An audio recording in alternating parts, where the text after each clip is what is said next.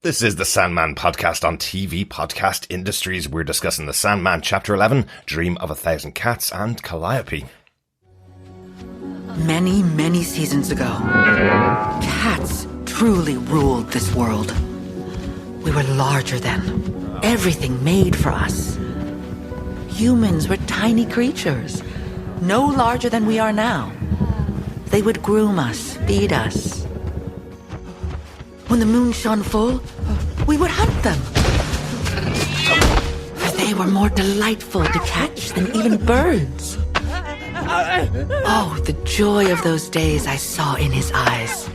The game of cat and man.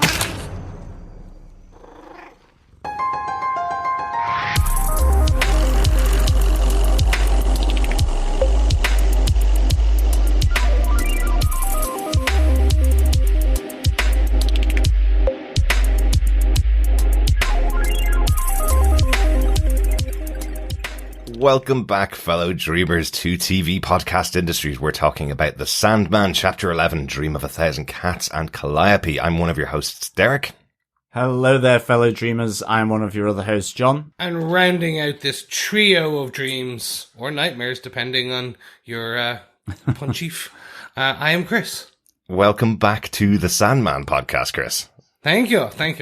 Great. Again, I was gallivanting. If you don't listen to some of our other podcasts, I was gallivanting around the world. I was in Brazil for some work, and essentially the time differences and space-time continuum, or in this case, the realms aligning just did not work for our podcasting. Yeah, you pretty much missed out on all of the Doll's House storyline and the serial convention and everything that was going on in there. Did you enjoy that arc of Sandman?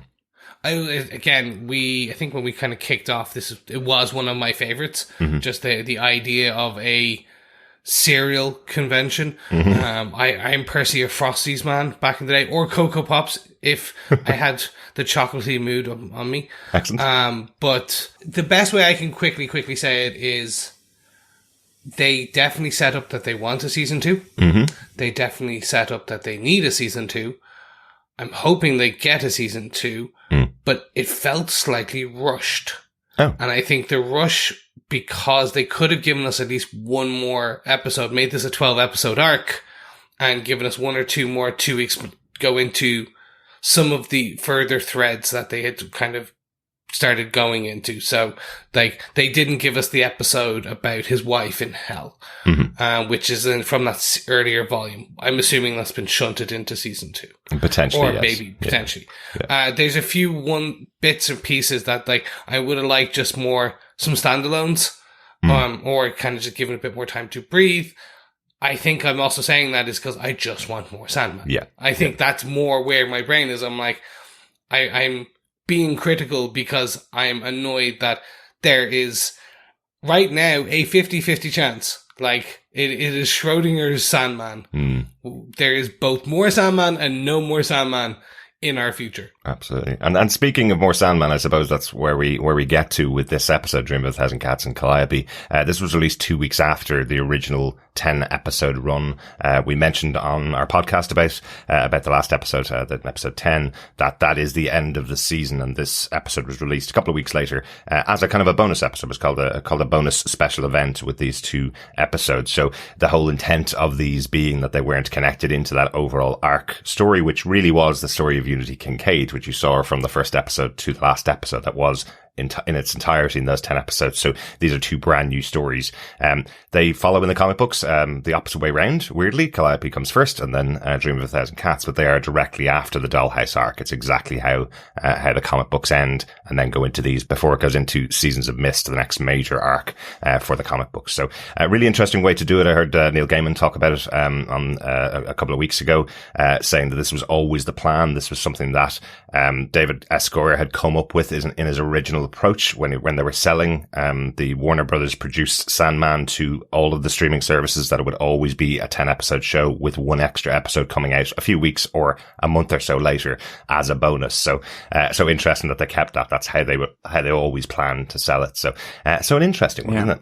Definitely. It's unique that they do this. Like, this is one of the first times I've a bonus episode, a bonus piece of hour-long content just just because. Yeah. To reward both the fans, the actors, and probably to bring in, we can talk about later, they brought in some voices from other Sandman properties or things like that, which is it's a nice also bow to tie to the wider mythos that is the Sandman in pop culture entertainment. Yeah, and maybe just to incorporate some of the more standalone type stories as well. So, I mean, in a sense, it follows that structure from the comics as well. Absolutely. And some fan favorites here as well. We'll talk about it as we go into the individual episodes as to why, I suppose. But some of these would be issues that as Sandman fans, you'd hand to friends of yours and go, oh, if you want an idea of what Sandman's like and don't want the commitment of reading 6 or 7 issues, read this one comic and you'll get a feeling as to why people like Sandman. So I like that they've put that on there. So, we've just sent off, Chris's wife, to go and watch the Dream of a Thousand Cats, for example. So, it works the same way. So maybe Kelly will fall in love with Sandman now after watching Dream of a Thousand Cats and then wonder why the entire season isn't animated. Yeah, or why it doesn't have just more cats. Exactly. Quick, Season of the Mist, is that the one shot? Do we also have the one shot of Will Shakespeare in that one? Or is that much later? Midsummer Night's Dream is actually the next issue directly after Dream of a Thousand Cats. So they may start off the second season with Midsummer Night's Dream. Or even that could be the bonus episode for next season. Yeah. Because that one for me is outside of Dream of a Thousand Cats, outside of Calliope. For me, that was always the one that was tantalizing. It kind of just showing how much impact he had in the world in a way that you don't think, which is, and I'm not going to spoil it, but it's to do with, we've already met Will Shakespeare. We have. In season 1. So it's a nice tie-in as well. Yeah. They don't have to kind of set too much, but it is very, very good. That's the one I usually send to people who are a bit too, comics are too lowbrow. No. So they're not fine art like literal, like Will Shakespeare. I'm like, well, actually. Why is Chris using the impression voice that he uses for you, John? I have no idea. That's weird. Exactly. I love comics. I know you do. That's why it wasn't supposed to be I'm you. not highbrow. Yes. I'm medium brow. Or bushy brow. We'll call it that. No, I'm definitely not bushy brow. No. I don't have caterpillars. No. Right. Mine they're shaped. I wish. As usual, we have gone off track again before we've even started. So let's get into our discussion about Dream of a Thousand Cats, the first of the 2 parts of this episode of The Sandman. If you have any thoughts about The Sandman, this is our final episode about the show until we come back, hopefully with season 2. But you can email us to feedback@tvpodcastindustries.com with any thoughts that you may have about the overall season. We'd love to hear anything you haven't gotten into us so far over the course of the season. And do make sure you subscribe to the podcast. The main podcast feed is available through TV Podcast Industries. Just search that on any podcast catcher. Or you can go to our website at tvpodcastindustries.com and subscribe there. We cover loads and loads of shows in TV Podcast Industries, including Good Omens, which myself and John did from Neil Gaiman and Terry Pratchett, which was on Prime Video last year. We will be covering Good Omens Season 2, of course, when that comes out in Prime Video as well. And maybe even Anansi Boys, also coming from Neil Gaiman, over on Prime Video, which would be very cool to watch. I missed that announcement. How the hell did I miss that one? Yeah, finished filming and everything. So, oh my God. I think it's coming out before Good Omens 2. So. Oh my God. Yeah.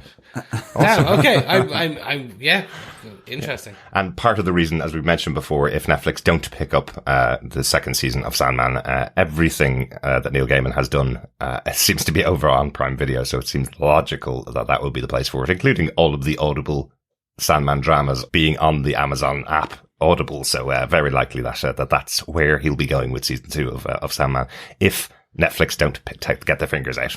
Yes, all hail Jeff Bezos, our cultural saving overlord who actually likes Neil Gaiman properties. Please save the Sandman. Absolutely. Right, let's get into it. Let's talk about The Dream of a Thousand Cats. Once again, executive producers for the show are Alan Heinberg, Neil Gaiman and David S. Goyer. Dream of a Thousand Cats and Calliope were both actually written by the same writer, Catherine Smyth-McMullen. And Dream of a Thousand Cats, the animation, was directed by Hisko Hulsing. So, John, do you want to tell us what they gave us with your synopsis for The Dream of a Thousand Cats? Sure. At night, a Siamese cat holds a gathering of other cats at the local graveyard to tell her hope for cats, her experiences, and the story about her encounter with Morpheus in The Dreaming. A long time ago, she met a tomcat with whom she gave birth to a litter of mixed-breed kittens. This displeased her owners, who took the kittens and threw them into a river, traumatising the Siamese cat. In desperation, the cat dreamed to get answers for this cruel act and revelation of what to do as she meets Morpheus in the form of a black cat and begged him for a solution. Morpheus presented her with a parallel universe in which cats were the dominant species over humans until the humans fought back by dreaming, recreating reality and turning their masters into the cats that mankind sees them as today. Upon finishing her story, the Siamese cat urges the other cats to perform the same enlightenment so that they may reclaim their status as the rulers of the earth. Now, we're all cat owners here at TV Podcast Industries. If our fellow dreamers want to have a look at our cover photo, we have even included in that a cat, because occasionally when we record, you'll hear one of our cats meowing in the background. So they play as much part in our podcast as we do sometimes. So overall, what did you think of the idea? Now, John, you are the person new to Sandman, so myself and Chris have read this story before. What did you think of this idea of having the dream of cats, effectively?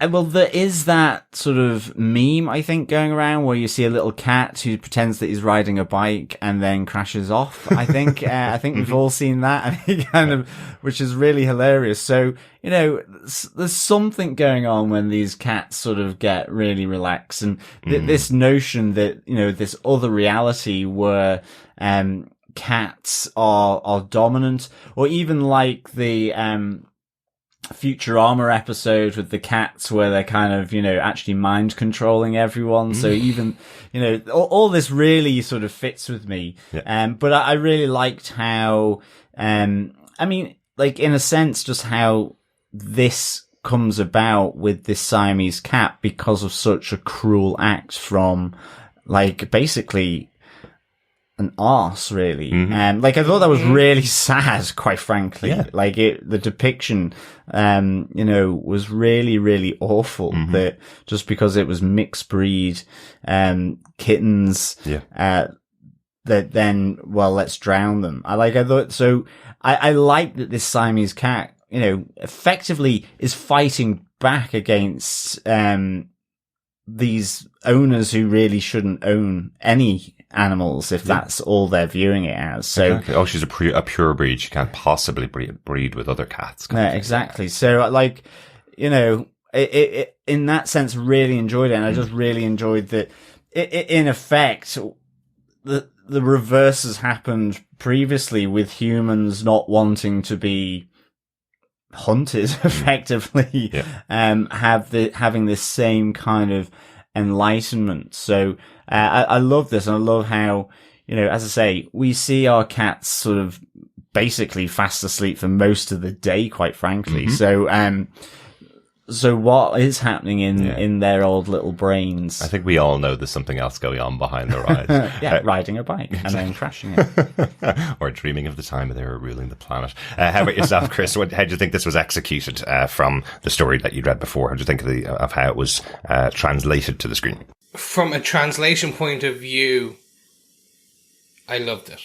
The animation was the voices were spot on. And I think that's more because they went into some of the previous Neil Gaiman kind of universe of who can we grab and who would be happy to lend their voice to another Neil Gaiman property. Well, let's talk about that. That was going to be one of my later points about the cast themselves. But just one thing before we go into it, one of the interesting things is all of this cast signed up under the proviso that they will be allowed to play another role in the future Sandman if they sign up for the voice work on here. So everybody here has the opportunity to appear again in the future. Just because they're on here doesn't mean that's the only appearance that they'll make in Sandman, which I love. Yeah. But do you want to talk about the cast, Chris? Yeah. Yeah, so you've got David Tennant, you've got Neil Gaiman himself, you've got the other Lord of Dreams, none other than James McAvoy. Yes.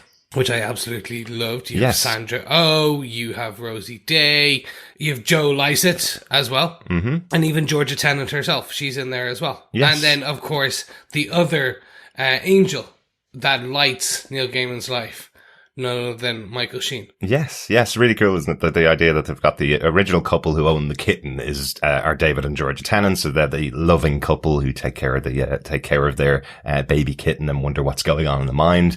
Michael Sheen and Anna Lundberg, who are husband and wife as well in real life.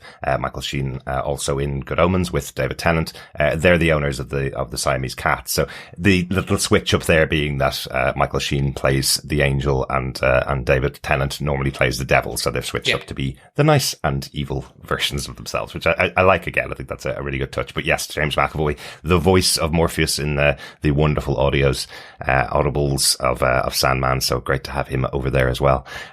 Playing kinda Jesus, I think. I didn't recognise James McAvoy's voice really at all in this. I have to say. Yeah.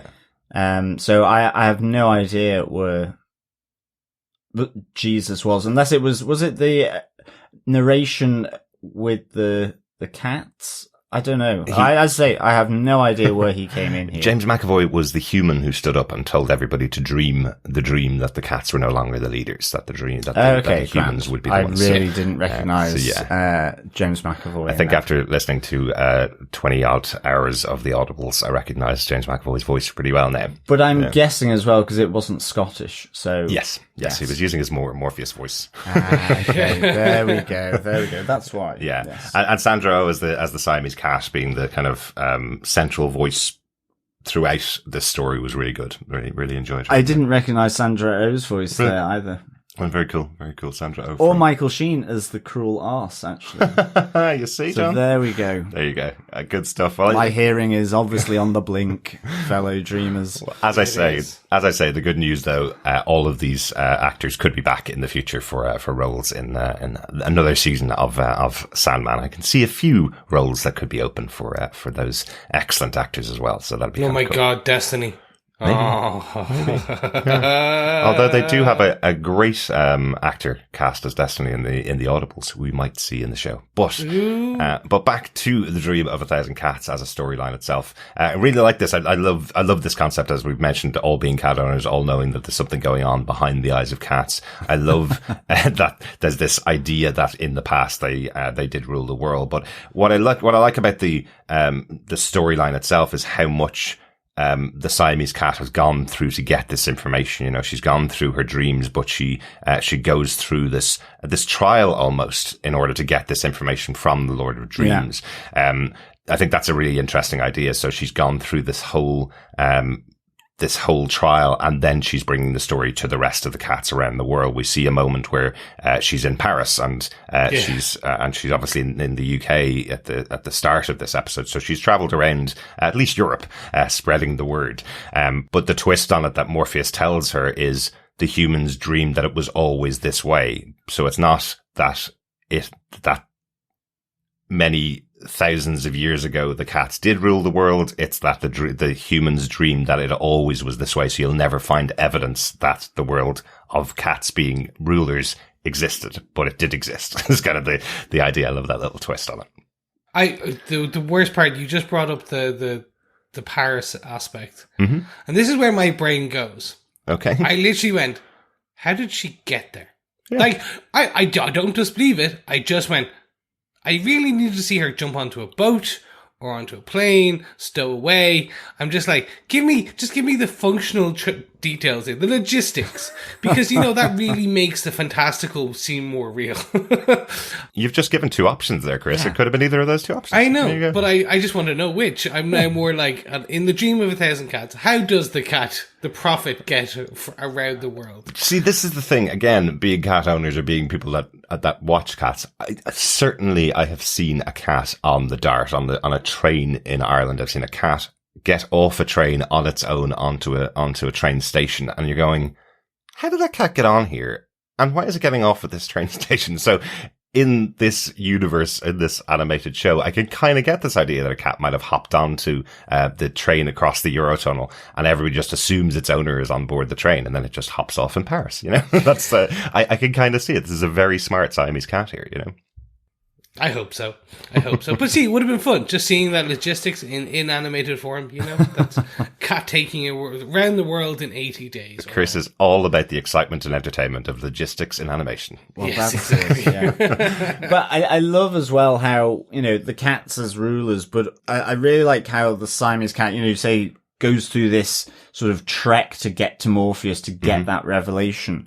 But it's also the bit before, it's the cruelty showed to her kittens by the owner, and there's a realization from the Siamese cat with, I lived in their world and the price to pay was acceptable, which was to show them affection, and they will feed me, water me, shelter me, and so on. Yeah. But then this realization that she's lied to herself, because we're subordinate to humanity. Yeah. And like the whole thing where she feels her kittens drowning was like really, really sad. Really brutal. And so, the praying and dreaming to enter the dreaming effectively, and then go through this ordeal where, she's saying about how, I walked through the cold, the wet, the void, and so on, until reaching sort of Lord Kitty Morpheus and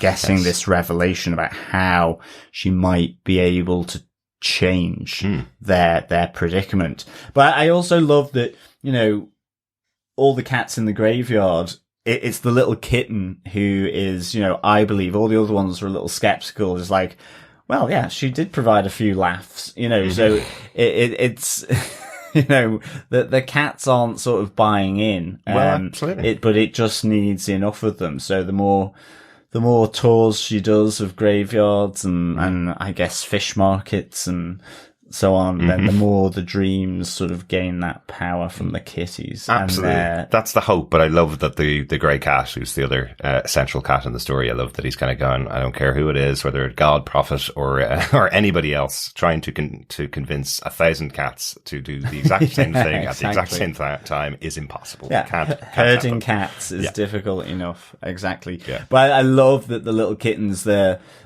on its back at the end, fast asleep, doing the same actions as we see as Morpheus shows one of the cats playing with a human before sort of chomping down. Yeah. And you have David Tennant's character going, oh, look at it, it's so cute. As it snaps in the air and it's got a human in its mouth. Exactly. Yeah, really good. Very quickly, speaking of the kittens, that little short 30-second, not even 10 seconds bit where the prophet is traversing the dreamscape to get through, but goes through the forest of nightmares of those who came before, and she says she hears the voices of her children calling her, and you have these baby meows. I know. And I was like, oh, it's heartbreaking. I know. And these little will-o-wisps kind of floating in the air, circling. And I was just like, that was the one where the animation slash the audio kind of put together for this episode kind of really tweaked me, because when the kittens are drowned, and she says she feels them kind of clawing and gasping and all that, there's very, very subtle meows and screams of kittens, very subtle kind of gurgling, if you want to call it that, and sloshing of water. And it's just heartbreaking. It is. Heartbreaking to hear. Absolutely. An interesting horror to start off the month of October with. Yes. For us. Any other notes, any other thoughts on the episode for you guys before we close out that discussion on The Dream of 1,000 Cats? The only thing I'll ask is, Derek, do you think there is another animated episode in the future? And if so, what do you think it might be? Oof. I can see them doing it. This is probably the most difficult thing that you can do, I suppose, is doing animation because it takes so long to do. So it's something that they may have to be planning now if they want to include it into season 2 or season 3. But throughout the show, there are majorly fantastical moments. There's some really difficult things that you could do. Like this, you couldn't really film in live action. There's no real way you could do it. It would be an absolute nightmare for the director. Yeah. imagine having all those cats. Yeah. Herding the cats. Yeah, exactly. Yeah. But I can't imagine they would do an entire story arc in animation. I would say it's going to be one of the individual episodes in the future. There's some episodes that are there's some single issues that are set in major historical settings, where it might be more practical to do it as animation because of how fantastical they get. So that might be an option in the future, but I can't think of one off the top of my head that would be ready for animation.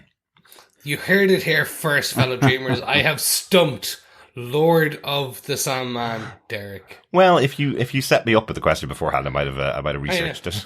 No, keep you on your feet. Keep you on your feet. I'm really bad on my feet, Chris. I'm a researcher. First thing in the morning. Excellent. One of the things I did like about the episode, like we mentioned Neil Gaiman being in there, it's great to have his voice attached in the episode to the skull bird, the skull crow that gives the guidance to the kitten. I think that was quite cool having Neil Gaiman's voice in the show. It's just such a unique voice. But one of the things you may have noticed, may not have noticed, again, it depends on how close you were to what was happening in the show. The cave that the Cat of Dreams lives in, you may have noticed that it had Wyvern Griffin and the Hippogriff outside the cave, exactly like the Castle of Dreams in The Dreaming, which I really liked that touch. So you are in the land of dreams, but this is how the cat sees their land of dreams, the Siamese cat. That's how they see their land of dreams. So this is something that you see throughout the story of the Sandman. Different people coming into the realm of dreams see that castle, but see those three creatures sitting atop it in different ways, but they are always Wyvern, a Griffin, and a Hippogriff. So. Excellent. The only thing I have is I really liked when the Prophet, the Siamese cat, met Lord Kitty Morpheus for the first time, because there's that great thing where they kind of come together, they're head on,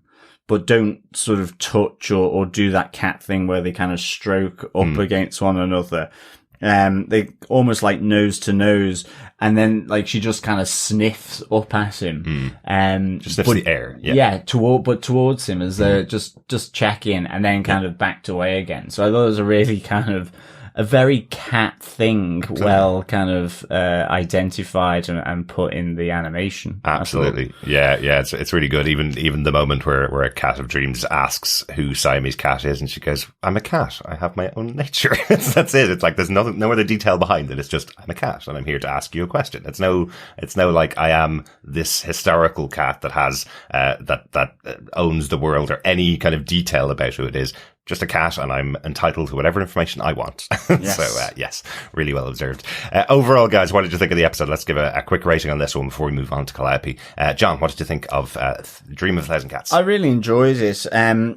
Short, sharp, and sweet. I loved the animation. Just kind of like the whole, the thrust, just this nice little contained story. I give it 4 killer kitties out of 5. I just really I love Neil Gaiman's short stories. So this is like a short story from the Sandman. Yes. And I always find them like, they're really digestible. They're always, just have that twist, whether it's a macabre one, just an unexpected twist, or even the obvious twist of something. And I've always enjoyed his short stories, where he's riffing off, well-known, properties effectively, whether that's children's stories, whether that's the Marvel universe or whatever, so I really enjoyed this, and I think I just like how Neil Gaiman does that, and so for me this was just a perfect little digestive to the Sandman series. Excellent. Chris, how about yourself? What do you think of it? Absolutely loved it. I'm not even going to let you finish that question. For me, it was it's pretty much what John said. It is a short, contained narrative that is just fun. If you like cats, you don't like cats. It's just it's fantastical in nature, but grounded in reality enough that, like, it is a story that is started up by the cruelty of man, but then goes into the crazy, fantastical world of the dreams and the nature of dreams and what can happen because of dreams. and then kind of pulls you back into, nope, it's just a kitten dreaming, having fun. Like, it's just a nice beginning, middle, and end Dreaming story. of killing humans, Griff. Hey, who are we to question the dream of cats, our Lord and Saviors? Absolutely. That's one of the things I love about it as well, because it does have a message of it. Don't treat cats like crap. You know, that is the message of it. It's not, it is written very well like that. You know, it's kind of telling you how much power humans have over the animals that are entrusted into our care. So it is telling you treat them well, because at least in this story, it could be the ruination of all of us as humans if this story was true. One of the most fun things I've seen on the internet after this episode came out was so many people who were cat owners with photos of their cats sitting in front of the TV, staring rapt to attention at these cats appearing on screen, and all the responses from Sandman fans going, don't do it, don't do it. All it takes is 1,000 and will be returned to them being in control. I thought that was absolutely hilarious. But I do love this as a concept. You say Neil Gaiman's short stories are fantastic. They really are. This one, obviously being in the Sandman universe, is tied to the Sandman, but he has 3 collections of short stories, which are all fantastic. Definitely go out and check those out. One has the excellent Black Cat story, which I constantly am reminded of. As a black cat owner, all of us wonder why our cats have little bits taken out of their ears. Every single black cat owner I know, I think, has a cat with a bit taken out of its ears, and Neil Gaiman posits that that's because they protect us from demons at night. So a great short story. Definitely check that one out as well. Yes. There you go. That's my recommendation. Loved this story. Loads of other options for great short stories as well. Will we move on to the next episode then? Yes. Time to talk about the second part in chapter 11, Calliope. Richard, this is Calliope, the youngest of the 9 sisters. She was Homer's muse, so she ought to be good enough for you. Calliope, I'm giving you to Richard. You're his now. But you said that you would free me before you died. Put not your trust in princes, my dear, nor in an aging author who has never been what you might call a shining example when it came to keeping his word. But you promised. Writers are liars, my dear. Surely you've realized that by now. Oh, I love Derek Jacobi in a villainous role. He's so good. Oh, yeah. Oh, welcome. Yes, talking about Calliope, the second half of chapter 11 of Sandman. This episode was written by Catherine Smyth-McMullen, as I mentioned just before on our Dream of a Thousand Cats part of the podcast. And this episode was directed by Louise Hooper, who directed chapter 10 as well, the finale of season 1. So a great director, great British director. So great to have her on board for this. More serious episode, I suppose. At least a lot of people will see it as more serious than Dream of a Thousand Cats. John, do you want to tell us what they gave us with your synopsis for Calliope? Sure. Struggling author Richard Maddock visits Erasmus Fry, an elderly former writer who has imprisoned a Greek muse named Calliope in his house. Fry transfers ownership of Calliope to Maddock in exchange for the Trachino Bezoar. Back at Maddock's home, he discovers that violence is more efficient to receive the muse's inspiration. Despite his promises to release her after the publication of his sequel to his best-selling debut novel, he abuses her more than once, until it becomes obvious he never intends to let her go. Calliope sends a desperate plea to the Fates, who are unable to act, before turning to Morpheus, her former husband, whom she had not seen since the tragic death of their son Orpheus. Upon receiving her plea and learning what has happened to her, Morpheus becomes enraged and confronts Maddock. When he refuses to release Calliope, Morpheus punishes Maddock with an uncontrollable stream of ideas. Maddock soon frees Calliope, who asks Morpheus to lift his curse from Maddock. Morpheus does so, but Maddock finds himself unable to remember Calliope, Morpheus, or any of his ideas.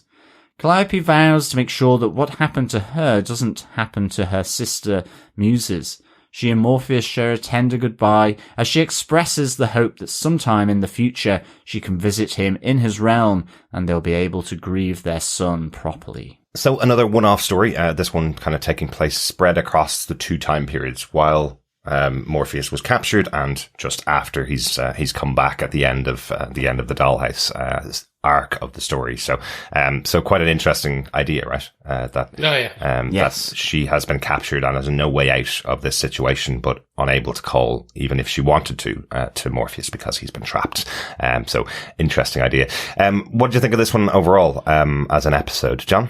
Yeah, I mean, again, I thought this was, really good, you know, just that tinge of darkness, throughout this, with Erasmus Fry, but also then with Richard Maddox. And again, it's interesting. It's that over time perspective that, you know, despite the progress of time and potentially society, here are two men that are doing the same thing to a woman. Yeah. You know, in terms of the abuse and effectively restraining her against her will as well. So, you know, it in that sense is a real serious message, sort of tinged with Calliope's realization that vengeance, isn't something that she wants to do because it will eat her more than, whether it's justified or not towards Richard Maddox, here. So this was really good. You know, and getting the backstory a bit more of this relationship between Calliope and Morpheus as well, which, sounds intriguing. Yeah, exactly. Yep. This tease, of this relationship that didn't seem to end well, but at least they're beginning to talk again. Yes, yeah. Another kind of nod as well. You know, earlier on in the season, we saw that moment where Morpheus meets another one of the relationships that he's had before with Nada, and again teased what happened with their relationship here with Calliope. Teased what happened with their relationship. Another story to tell in the future, I guess. Chris, how about you? What do you think of this episode and this translation? I didn't think they'd do it. Right. I honestly did not think they would do this based on what it is discussing, which is for power, men will do anything. It is very much a blatant and obvious tale of, if no matter the age, no matter the man, if you put power in front of a man, power will corrupt absolutely.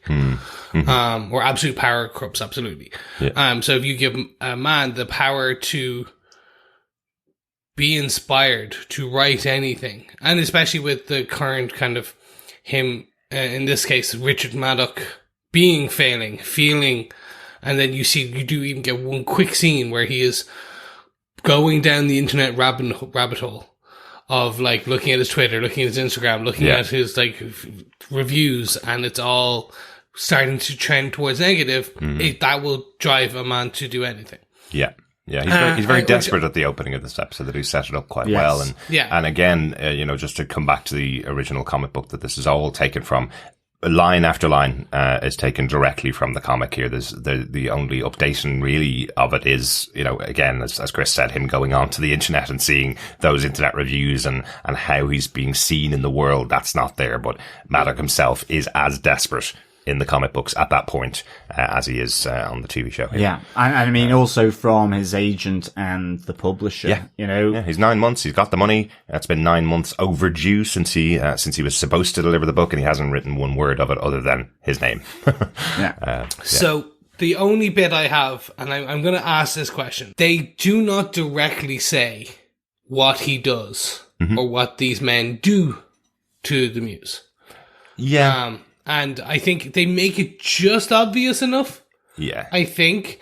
But I'm wondering if to show the level of monster that these men become, I'm not saying show it, of course. I'm saying more, not because that's Game of Thrones. That's not the Sandman. Did they need to be a bit more direct? Because they were very direct in the comic books. They were, yes. Yeah. So one of the big changes, we'll talk about it. You know, one of the big changes really is when Maddox picks up Calliope from Erasmus Fry and brings her home. The comic has a specific line in it that says he brings her home, and the first thing he does is rapes her. He takes that guidance directly from Erasmus Fry that says you can woo them. That's what you're supposed to do. But I've always found forcing them is the way to get what you want. and he takes her home and forces himself on her.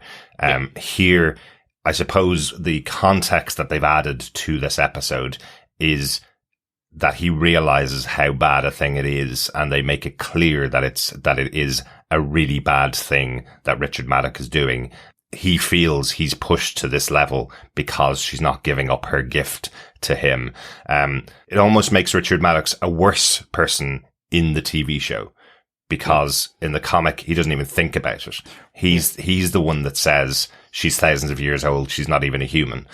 In the comic, that's not coming from Erasmus Fry. He treats her like she's nothing in the comic. But here, because he knows what he's doing, and he even had an option. Calliope gives him an option. She says, let me go free, and then I will make a decision as to whether to help you or not. She's a muse. She's supposed to inspire people that she chooses to inspire. She gives him that option, and Maddox says no. Maddox still locks her inside the room. Well, that's what I thought was, just really one of the kind of superb parts about this. The two things. It's that you have this back and forth between Richard Maddox and Calliope where, set me free, she's asking, and his justification for locking her up and restricting her liberty and freedom is because he poses, you think I'm free with all this pressure, with, he feels locked up as well, and that somehow justifies him to be able to do the same to her, that she needs to be treated in the same way as he feels he is, rather than saying, well, I need to sort out my own mess. Yeah. So that aspect I think is really good. And I think as well, like you say, was the big thing I got. She actually tells him how he will get inspiration from her and other muses without locking her up or all the abuse. Yeah. It's let me free and pray to the muses, offer that devotion for inspiration, and we will choose whether to share the gifts or not. But instead we have Richard resorting to the abuse, the violence, and I think as well it's beyond the I think you were saying like in the comics he rapes her. Yeah. But I mean this is also about effectively containment. I can't remember the legal word, but it's about forced imprisonment effectively as it's not just the raping, it's the abuse of that, it's the violence of that, but it's also the constraining of this woman in the room. As much abuse, even if there was no rape, that in and of itself, and I think it's just it's the controlling. It's the control here, and I just thought it was really well done. In a sense, this whole story, when I first came into it, I thought it was to do with effectively writer's block. Yeah. And that, dare I say it, almost Neil Gaiman, like you said previously, writing about writers and the things that they go through, and then it takes on this much darker meaning, but set within this fantastical world of Greek muses, Lord Morpheus, and the Fates, and strange, sort of gifts such as the Trachino, Bezoar, or from, that was just, I'm not entirely sure why Erasmus Fry wanted or was looking for that, other than I think it was like almost like a lucky charm, I guess. He describes it as having some properties or some ancient properties. He seems to be a collector now. He's left all alone, on his own with nobody to talk to. So he seems to have kind of turned himself into this creator. We hear later, that because he hasn't gotten his fame back, he kills himself. So Erasmus Fry has taken his own life because, well, Richard Maddox actually didn't do the only thing he said he would try and do, which was get Erasmus Fry's book back into publication. I do think this is Neil Gaiman writing about writer's block, though. I think that is the starting point that he got from. And I do love that if you think about just the arc of what happens to the authors here, he gives you the whole story of what could happen. So when you're in writer's block, you have all the pressure that you need to get this done. If you force yourself over writer's block, and in this case, get Calliope to give you the inspiration, or you steal inspiration from somewhere, effectively is the concept. You may get a couple of books out of it, but eventually, no matter how much inspiration you've taken from muses, you will go out of fashion and people will stop reading your books. That's kind of the whole artist's journey here that Neil Gaiman has given you with this story, which I think is really interesting as an idea. If you become popular, it's never going to last forever, eternally. Every single author has gone out of fashion at some point and their books stopped being published. So he does have that kind of overarching author's journey in there as well. Yes. Yeah. Bringing it back on the updated kind of abuse discussion. The reason I found this one a bit worse was just the subtlety of what was being described. So essentially, when he sits down with his writer's block, he can't write anything. He goes up to the room. Mm-hmm. He closes the door. You hear questions. He comes down, and his shirt's he's disheveled, but you have a line, a scratch, a claw mark from her fingernails across his face. Yeah. And it was a single one with blood. Mm-hmm. And that is more telling. And it's just one of the most, if you had had him shown her battered and bruised, this is, for some reason, this is more disturbing because it just shows the callousness of he then literally he barely gets dressed. He just goes straight down to the computer, starts writing, doesn't clean up his blood, doesn't redo his shirt. He just then starts drinking and typing away. Well, that's it's just so disturbing in that sense. Exactly. And I mean, even with Erasmus Fry, I mean, first off, like, I absolutely adore Derek Jacobi as an actor. I really just have always loved how he just does his work, even if I'm not necessarily into the particular TV show or movie that he's been in.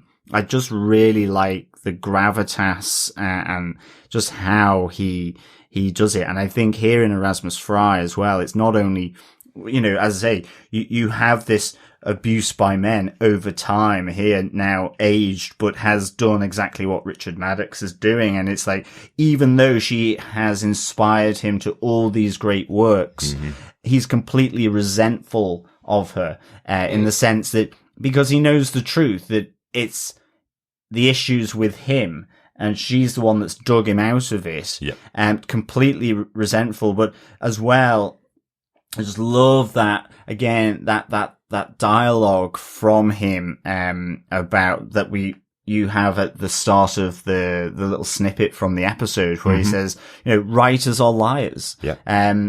You should know this by now, effectively, as a muse, and this notion that, works of fiction, it is lies on a page, effectively. It's as much that as about him lying to Calliope with the promises that, if you do this once off, then I'll let you go. And again, the same that comes from, and how it echoes over time, but from Erasmus Fry through to Richard Maddox, it's the same kind of thing. It's inadequate, obnoxious, awful men that resent women for some crazy reason. Yeah. You're here to inspire me, not for your own agency, effectively. Pure out and out misogyny, effectively. Exactly. A really powerful story here. Quickly moving on to Calliope herself. So, Melissa Thanthi Mahout. I've loved this actress for years. Right. She plays Cassandra. She was a voice actor in video games. She plays Cassandra in Assassin's Creed Odyssey, which is this powerful, strong woman in historical history. If you played Assassin's Creed, you'll know she just plays this Greek badass so well. And I followed kind of partially of her career kind of on this. So when I saw she was doing this, I was so happy. Just a crazy aside, she is in Meg 2. Oh, right. If any of you remember, it's a really cheesy sci-fi about a megalodon shark It is so bad, but this is a sequel. It got a sequel, and she's in it, and it's going to be terrible and good at the same time. Yeah. I Really? can't wait. I saw the first one, and I Yes. had no idea there was a sequel. It's coming. It's in okay. post-production right now. Jesus. Of course. Some of our biggest films that we ever wanted don't get sequels, but The Meg gets a sequel. It's going to be great. Anyway, I absolutely love that she is one of the 9 muses, and her mothers are the Fates. Mm-hmm. So we meet the Fates again in this. Yes. And you see her talking to their daughter, and they're very direct, even though one is as young or younger than her. And it's just bringing in that fantastical element where the room starts to shift from being the room that we were set in to this wider stage with, I'm assuming, Greek or kind of landscape all over it. Yeah. And it's just beautiful to watch, and it's just seeing, and then you do then get these tidbits of that her and Morpheus have a son, Orpheus, and like, what happened to that kid? We know potentially that it's dead. Is it in hell? Where, like, all these questions start trying, and then she just has this beautiful kind of pet name, which I can't even pronounce because I have no Greek in me.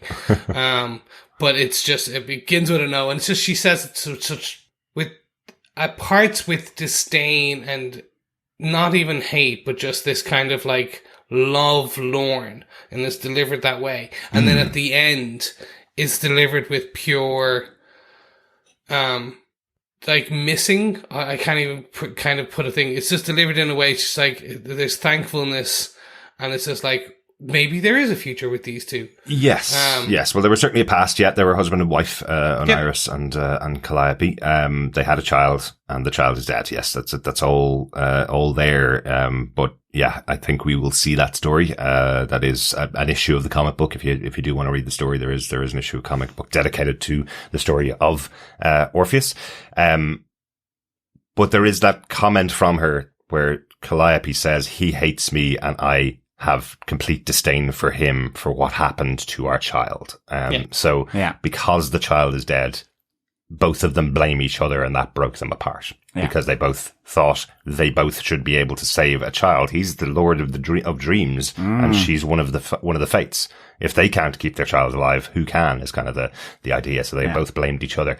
But the heartbreaking nature of what the Fates are saying to her, she's called out to them, having been in captivity now for 60, 70 years, and they're telling her, well, he did exactly the things that we say in our rules and laws that can be done to capture you. So therefore, you're stuck there. Like that's a really, really difficult moment. Yeah, I completely agree with that. I actually really enjoyed just how she goes to the Fates, who are effectively her mothers, and to try and escape, to see what it is. And they're effectively, their namesake. Well, this is your fate, because all the rules, all the boxes were ticked, all the T's, were teed off, and the I's dotted, and all this. It's totally her fate as far as the Fates see it, because there was nothing done that was wrong. I mean, they hint, well, you could try Morpheus, the endless, one of the endless, because again, it's almost a little nod to American gods, this idea that a lot of the gods have been lost and so on, or weakened in this modern world. But it also is, the endless are around, but they're having their own problems, what they say, which again is a reference to this previous 10-episode season. But to me as well, it's also that reflection, not just of women, but of men that accept what happens in abuse circumstances, or it's the idea, like, say, well, forced marriages, or, this idea of being married off to, like you would have had in Victorian times. It was like, that was the accepted practice, therefore it was fine. And women, have fought to not have forced marriages, or dowries, or this kind of trading almost of women for family wealth, or sort of improving their station, and that you choose who you spend your life with or not. And so that was that was really the interesting reflection I thought around Fates, was, in this fantastical world or reflecting people in society ultimately that will simply go, well, they deserved it, or, well, there were no rules broken, so why is this a problem, and so on. And that's the excellent thing that Gaiman does here with the Fates, and effectively connecting it, as I say, to their namesake, in that they believe in fate. So it's a very channeled view of how someone lives their lives, and ultimately spurs her on in her desperation to approach Morpheus despite this troubled history that they've had. Yeah. And I do think this is why a lot of people love the character of Morpheus. We saw all the negative sides of Morpheus throughout the series of Sandman. He's a cool character, don't get me wrong, but there's lots of negatives about him, but by the end of the series, he's learnt a lot about who he is.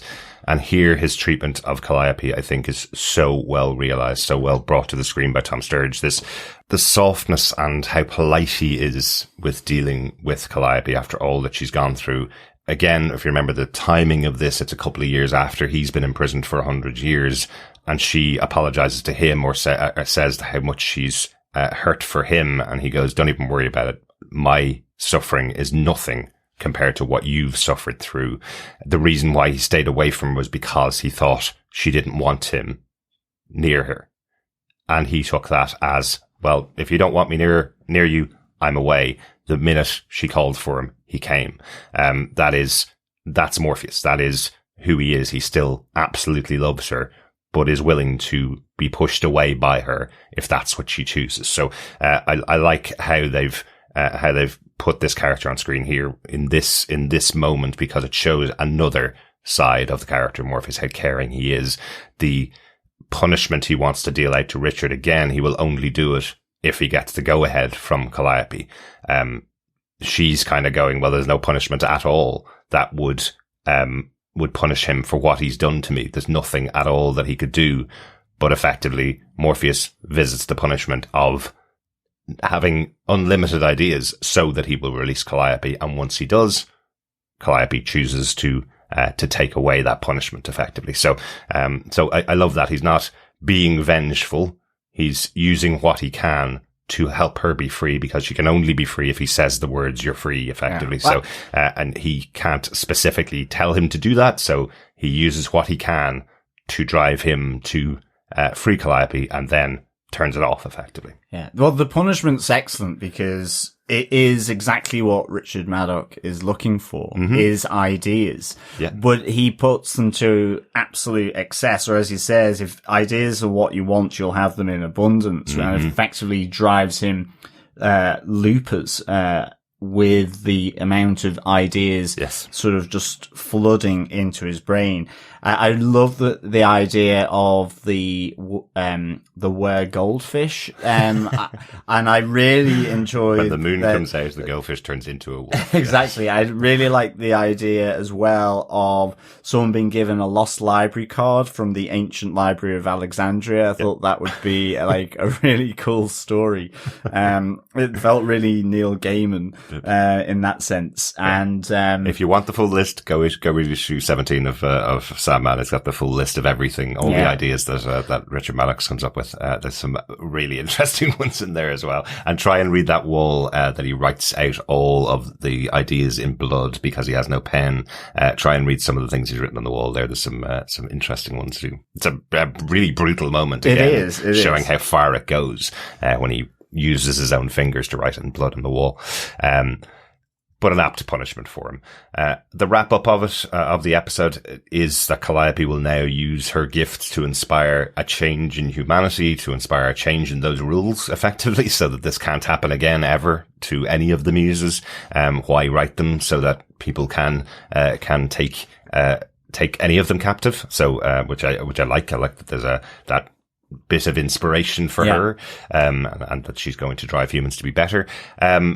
And finally, we get that little discussion between the two of them. She wants to hopefully meet up with Morpheus once again, but he doesn't think that would be a good idea for the two of them. She wants to mourn their son, but he doesn't feel that would be a good idea for the two of them because not at this moment. Because that break in their relationship. That's the bit where they added. I was like, ooh, they're gonna change bits.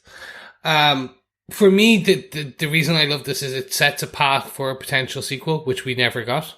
They could write an original sequel of sorts to this. There is parts of the comic book that they can take. There's this. They talk about the story of Morpheus. There is meetings again in the future, but they could quite easily build on bridges here. Their own kind of next steps. Overall, what I love about this is it shows from episode 1 to episode 11 the growth of Morpheus. As you say, it's literally, he starts as this, he just has consistent disdain in his heart.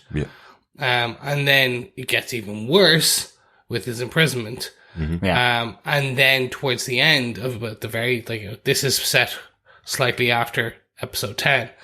It is essentially him showing that he is not just with humans, but he's willing to show empathy to everything. He is just growing as a character. That's what you want in all your kind of good narratives. So just this alone shows, I can't speak more highly of this episode. Yeah, absolutely. And again, one of those episodes where we don't see a lot of Morpheus in either of the two stories, but when he is there, he makes a really big impact, which is fundamentally his character in the comic books. And I mean, it's ultimately, it's this, at least for these 2 episodes as well, it's interesting because, you have the cruelty of man or humans towards animals with the kittens, and here it's cruelty of man to other humans, and in particular to women for this story. So I think these 2 episodes do have a common kind of thread that runs through them, in terms of why, in the case of the Siamese cat, in the case of Calliope, seek out Lord Morpheus for various things. Yeah, absolutely. Agreed. Just have one note before we close it out. We kind of mentioned a little bit earlier on that Calliope gave Richard a way out. One of the things that's so affecting, I suppose, about what they've done here, Richard and Erasmus, is they've taken one of the muses off the table and used them as their own muse. They've used them as this personal thing to benefit them, to drive their own personal inspiration. And the idea of the muses is that they are there to inspire humanity. And because she's been off the table now for 100 years, being forced to inspire these 2 people only to write books, her abilities, what she's actually supposed to be for, has been lost to the world. So it's this idea that they're saying, well, you must inspire me and me only. It's that possessive concept as well as what they're doing to make her inspire them. It's that whole thing together that makes them such horrible people in the world, and deserving of every punishment that they get.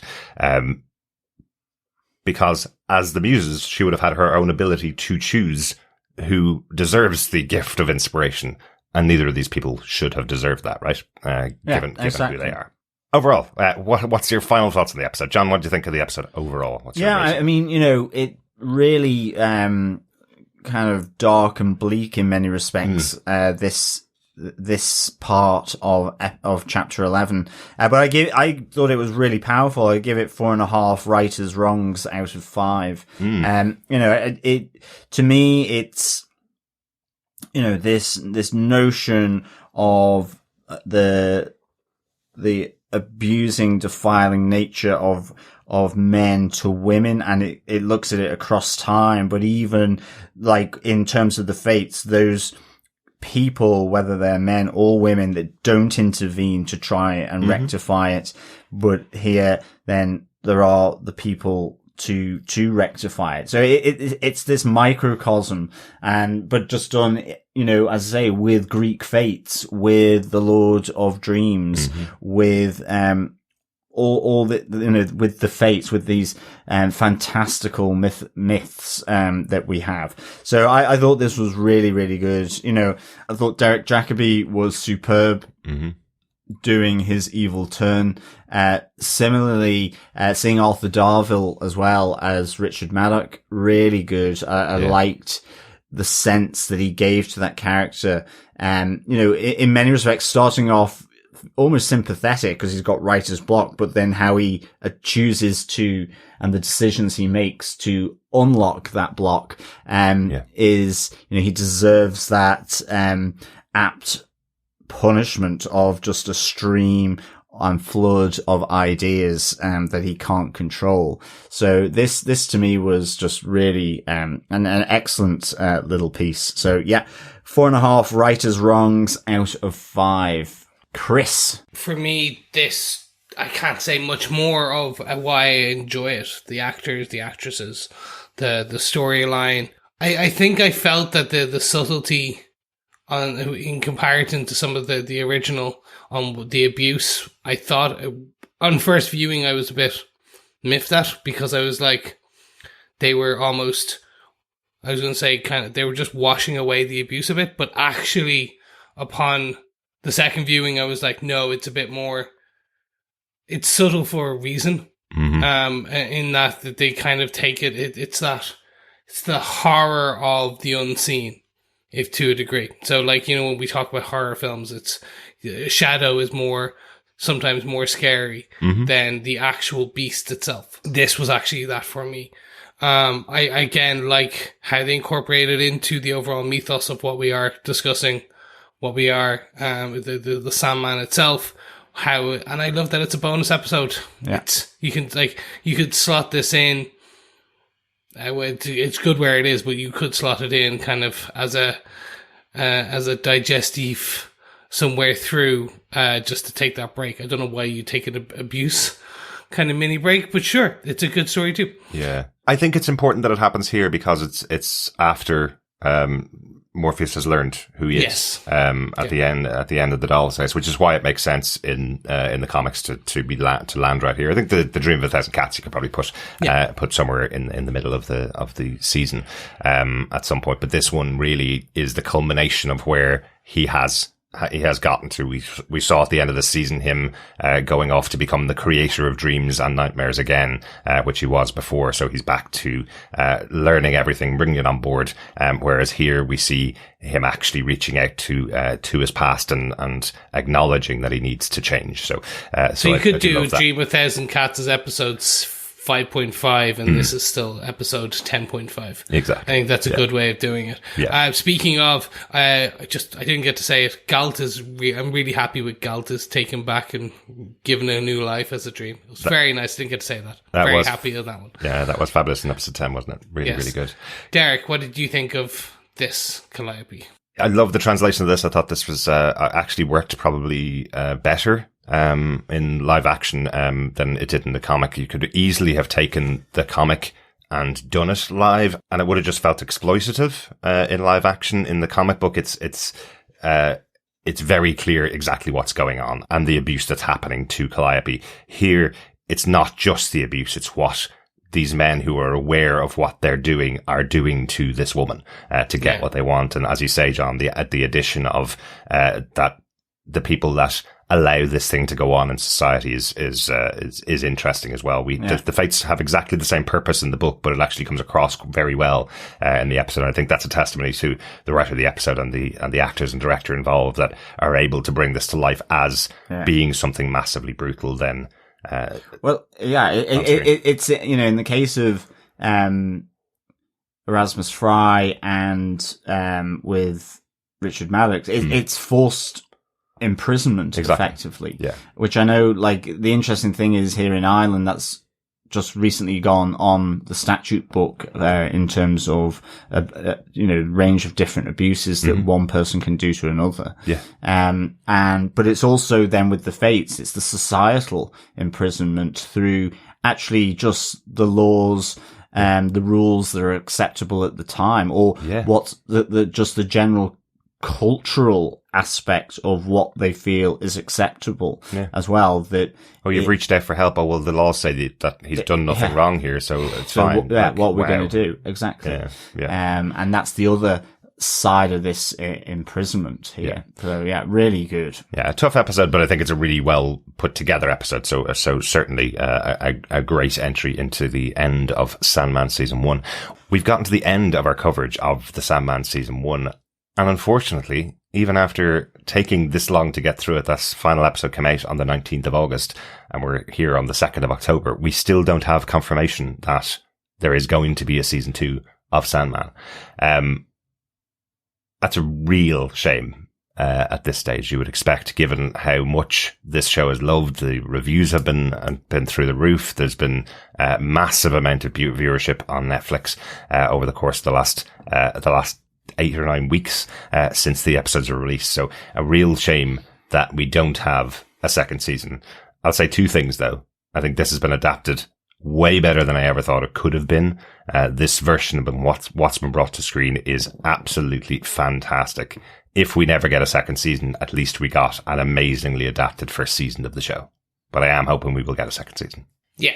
There's, so we're recording this in the first week in October, as you said. There's typically one more to them, which is the kind of not conference, but it's like the on-demand video that they do. Yeah. With where they do some announcements. They previously just did the Witcher one, which I thought they might, in that one I thought they were going to announce Sandman 2. Yeah. They haven't. So either we're due one to them at the end of the year, before the end of the year, so it might be there. This is the Netflix Fan Festival, just in case you can't. Sorry, better way of saying it. Tidum.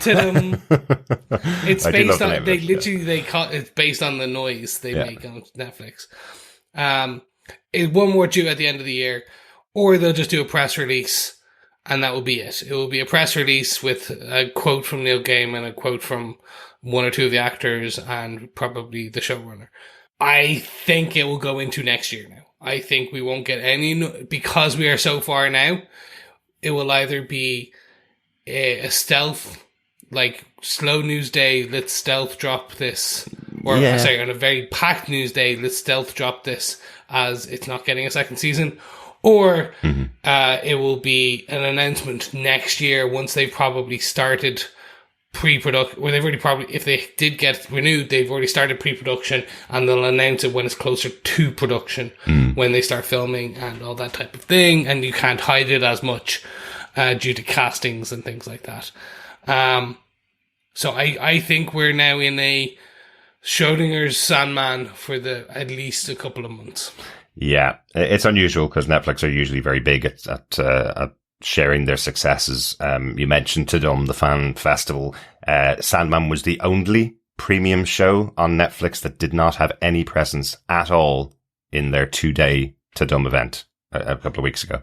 That was only like 2 or 3 weeks ago. They literally had zero presence. No members of the cast, no Neil Gaiman, nobody behind the scenes, no even retrospective look back at this series that has been number 1 across the Netflix charts, according to all the streaming ratings. So that is conspicuous. That is a sign, I think, that potentially this may be going over to Prime Video if it is getting a second season, that it's not staying with Netflix.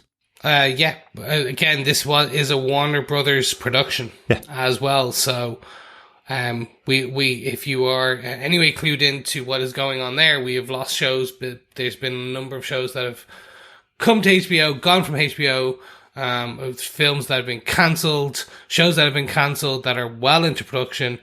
So there probably is a lot of, this is the business side of what's going on, I think. Discussions are being had, contracts are being signed or annulled, and this is the downside of living in a capitalistic entertainment world. But let's see. I think it's going to be a couple of months. But one last positive before we move on. New York Comic Con's taking place next week. Neil Gaiman's going to be there promoting Good Omens Season 2. confirmed Tom Sturridge, Mason Alexander-Park, and Boyd Holbrook, who played Corinthian and Desire, respectively. All three of them are going to be at New York Comic Con for the weekend. No panels assigned. They're there to sign photos and have sessions with fans, but Neil Gaiman will be there for Good Omens. I wonder, will they take the stage at New York Comic Con? That has happened on many, many occasions throughout the history of New York Comic Con. People appearing out of nowhere and giving surprise announcements. I think George Clooney was there at one point as the biggest surprise guest that they had at one of the shows we were at. So interesting that 3 members of the cast of Sandman are going to be at New York Comic Con, along with the creator, who will be there to promote Good Omens Season 2. I wonder, will they have an impromptu panel, even a retrospective panel about Season 1 of Sandman? We might get some kind of nod. It's just a point that they may make an announcement. But we're hopeful. We're going to see more Sandman. But let's go on to some feedback. Let's go on to some thoughts from our wonderful fellow Dreamers about what they thought about this bonus episode. First up, we got an email in from Coffee and Vodka who says, "Greetings, fellow dream-determined defenders. The connective tissue of The Dream of a Thousand Cats and Calliope is man's cruelty, his cold sense of privilege in determining reality around himself and his own desires. It makes sense that these stories were connected in the creative team's series pitch. That they were set after the events of the series itself was a nice coincidence to the accidental release and its timing. Sandra O's voice bereaved feline mother and Melisande Mahut's victimized Muse portrayals were empathetically realized. The brick being dropped into that bag of mewing kittens and implied brutal rape of Calliope seems impossible to remove from memory. In many ways, as if not more affecting than the sound of her wings, Dream's reaction to Calliope's plight showcased his newer, kinder and more forgiving nature brought about during his Season 1 journey. Also, it was nice to get a reference to their son Orpheus and his impact on Morpheus' storyline this early in the run. But best not to get ahead of ourselves. 5 Alzheimer authors, feral felines, and unexpected episodes out of 5. Peace and take care. Coffee and Vodka." Thanks, Coffee and Vodka. Completely agree around, this connective tissue. Mm-hmm. And the other thing as well, I didn't say it there when we were just doing a roundup of Calliope, but Melisande Mahut's it's that stoic, that sort of it's almost like a swan. It's like this unbearable awfulness happening to her, and yet has the grace that yes, a punishment or justice needs to be had, but it can't be vengeance or revenge, because that effectively translates their awfulness, their evil onto her ultimately. Mm-hmm. And so this kind of poised clearness as to what they're doing is wrong, what they can do to make it right all the way through is really, really powerful and really strong. It shows the strength of Calliope. Yeah. Despite this degradation that's happening to her. So, I think Mahut's sort of portrayal of that is just brilliant. Class. Yeah. Absolutely brilliant. Absolutely brilliant. Great thoughts, Coffee and Vodka. You just mentioned one thing that we didn't talk about, the accidental release of this episode and its timing. Yeah. We forgot to talk about this. I remember having the conversation with Chris when we were talking about Sandman. There is a review show hosted by Trixie Mattel and Katya, 2 drag queens from RuPaul's Drag Race, who do official reviews for Netflix. They were clearly given all 11 episodes of the Sandman show to review, and unfortunately, they did a review of Dream of a Thousand Cats and Calliope awesome. With images from the episode proving that they were real. They weren't just speculative ideas that they had that this might be coming to Sandman, and put the video out on their channel. It was promptly removed within about 10 minutes when Netflix got hold of it. But that was 4 days before the episode appeared on Netflix. And so we have 2 wonderful drag queens to thank for this episode coming out on the 19th of August. I wonder when it might have been released. It might have been their Halloween episode. They might have suddenly been dropping it in October or something. But I think we may have Trixie Mattel and Katya to thank for this episode coming out so quickly after the first season.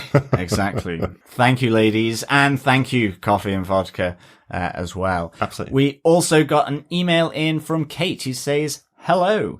I have been enjoying the Sandman podcast a lot and actually found out about it from your Umbrella Academy podcast, which I also enjoyed. And so when you mentioned you also had a Sandman podcast, I was in. Good stuff, Kate. At the end of the first episode, I actually said, wow, out loud.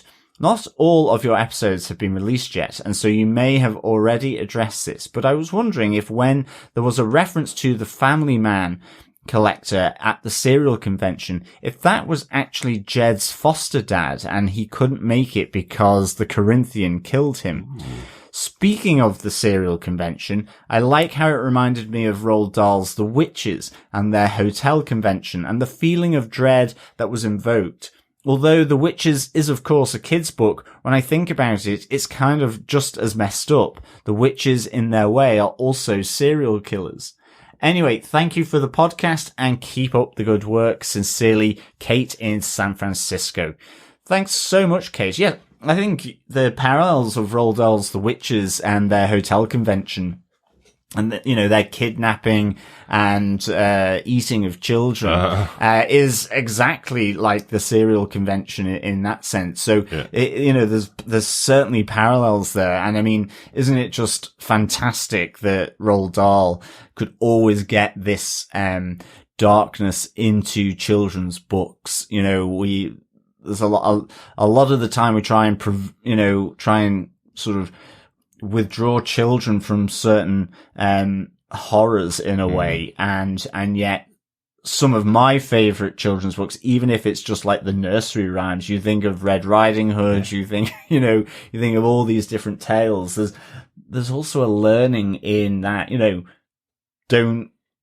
don't go to hotels and speak to strangers, effectively. Absolutely. Not certainly witch strangers, because they like to boil the children alive and feed on them to keep them young. And don't stick your hands in the fire. You get that from a story. You certainly don't. Not every child is going to stick their hand in a fire. They get that from stories. You didn't do that? Yeah, it's like the Hansel and Gretel, Yeah. So, absolutely love the parallels that you've made there. A really good theory on the Family Man as well, Case. That's a really interesting theory. Actually, there is a connection in DC Comics. The Family Man was a character in Constantine Comics, and had been killed by Constantine about a month before that issue came out. So that's the reason why he can't appear at the serial killer convention. He's actually a DC Comics character who was killed by John Constantine. There you go. There you go. So good catch. I didn't even think about mentioning it on the episode itself, but that's how it was connected into other DC Comics at the time. Thank you so much, Kate, and thank you for calling out the Umbrella Academy. I hope you enjoyed the last season too. Moving over to Facebook, we had some feedback from Donald Dennis, who had this to say: having now watched them, I like them both. I don't know that either of the stories was better done here than in the comics, but they were a nice treat at the end of a work week. Yep, definitely a nice treat. Definitely. Personally, I think probably slightly better done than the comics, but again, preference is taste, and everyone has a different taste. That's the fair bits to it. Yeah, I'd probably say Calliope better on the show. Dream of a Thousand Cats probably better in the comic. But either way, I could watch both. You could have done motion that comic, and I think it would have been just as good. It's a hard one. Yeah. My imagination is pretty good for comic books. Absolutely. Thanks, Donald. Yeah, thanks, Donald. Next up, and finally, we have a piece of feedback from Dr. Bob Phillips, who said the cats were cute, but to have 3/4 of an hour with the War Master and Evil Rory was a delight. Main learning point, pronounced Calliope, not Calliope. Second learning point, check the medical student's bag for surgical placements. Tertiary learning point, if I ever need an example of hypnomania, come back to this. Well, there's some learnings, Dr. Bob. Definitely. Certainly. Calliope all the way. Calliope, maybe not. I think dodgy medical students need to have their bags checked before they leave the lecture theatre, or even if, I guess, maybe if they're doing actual autopsy stuff. Definitely. Yes. Certainly Never some of the tales I've heard. Student. Yes. Dr. Bob went on to say, particularly like the way that Maddox's character couldn't initially use the lectern microphone properly and was basically a 3-finger typist. And the strong eyeliner game for Nereus, aka Morpheus. Thank you so much, Dr. Bob. Yeah, the eyeliner game is on point. Exactly. He needs to mix it up a bit. What do you expect when there's just some amazing makeup and kind of character design in this show. I think he needs a deep sort of red on his eyeliner game, though, to be honest. I really do. Yeah. It would go with his ruby much better. There you go. I love it. And I also, again, about the realism of the show, how great it is that Maddox can't use the microphone and also is a really bad typist, even though he's supposed to be this world-renowned author. That's a good touch of realism there as well. Yeah. Excellent stuff. Thanks, Dr. Bob, for your thoughts. And thanks, everybody, for sharing your thoughts about the Sandman for the entirety of the season of our coverage of the Sandman on Netflix. We hope we'll be back with Sandman Season 2. If not, we do have Good Omens Season 2 coming up on Prime Video, and also, as I mentioned earlier on, Anansi Boys, which will appear on Prime Video later on, I think early next year. Announcement coming, I think, next week of a release date for that as well. But we'll be covering both of those Neil Gaiman shows on this main feed on tvpodcastindustries.com, so make sure you stay subscribed to the podcast, or maybe you'll find something else that we're covering that you might be interested in. We're covering Lord of the Rings, The Rings of Power at the moment, and also closing out our coverage of Marvel's She-Hulk as well. So lots of very different stuff on our feed. Yes, so just make sure you subscribe to tvpodcastindustries.com or just TV Podcast Industries on your podcast catcher of choice.